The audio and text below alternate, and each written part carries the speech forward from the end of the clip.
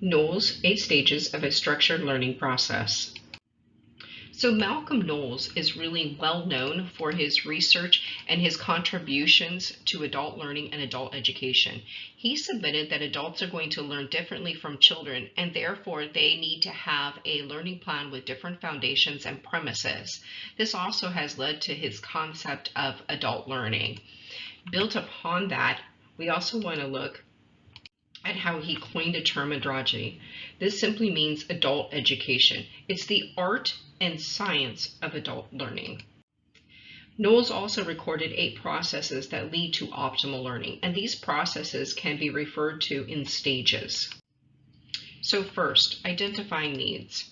The learner is carefully going to identify the information gap between what they know and what they need to know. This is going to be their best attempt as the learner will obviously begin to recognize the different things that they never thought of. For example, when attempting a new home improvement project, you might want to watch movies and videos. You've probably hit YouTube a ton. You read, you talk to experts, you've been down to the hardware store, you've done all this before you start. Then as they begin, or as that project begins, they realize you're going to need more information. So it can be valuable to really record these needs and keep track of them.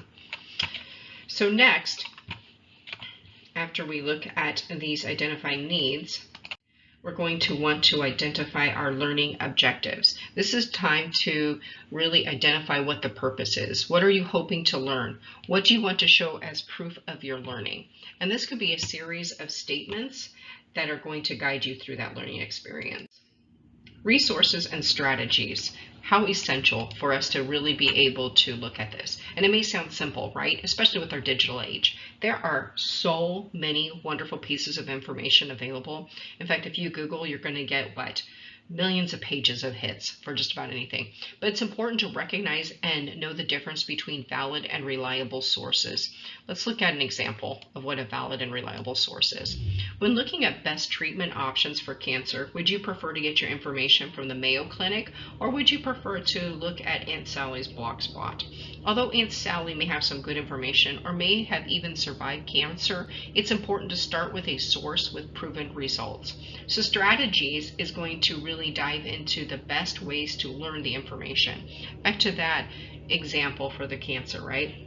You probably don't want to learn through trial and error when it comes to cancer, right? But it would be better to get a good opinion from an expert. So we want to make sure that we are speaking to the experts and those people who are going to have that best information. Next, assessment. Assessment is nothing more than proof that the learning was accomplished and the goals were met. So when you are looking at assessment, ask yourself, how do I know I met my objectives? How do I know I have learned the material? How can I prove I know the information? And how do I plan this assessment and demonstrate it? Next, validation. Validation is simply the proof of accuracy. This is the criteria or the measurement of our learning. So in a formal classroom, this might be like the rubric. In an informal learning environment, a self-assessment could be involved.